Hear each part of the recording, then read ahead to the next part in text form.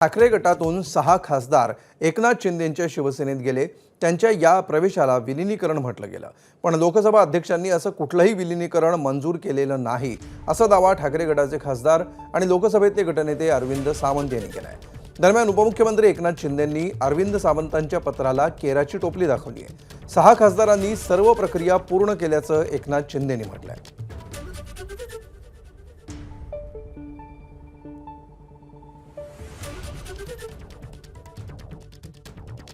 आमच्या शिवसेना उद्धव बाळासाहेब ठाकरे पक्षाचे 6 खासदार, आता ही जुनी गोष्ट झाली की ते गेले, भेटले। काल परवाकडे ते माननीय लोकसभेच्या अध्यक्ष बिर्ला साहेबांना सुद्धा भेटल्याची माहिती मिळाली आणि म्हणून आम्ही 6ही खासदारांना पत्र दिलेलं आहे की हे तुमचं पाऊल असंविधानिक आहे।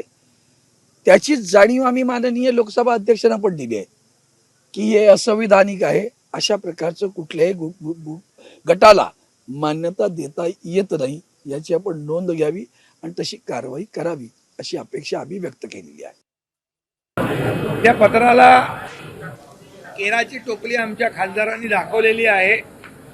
त्यांच्या पत्राला विचारतो कोण? लोकशाहीमध्ये नियमाप्रमाणे 2/3 मेजॉरिटीला महत्त्व आहे आणि बाकायदा लोकसभा स्पीकर यांच्याकडे जाऊन 6 खासदारांनी पत्र देऊन सगळी प्रक्रिया पूर्ण केलेली आहे।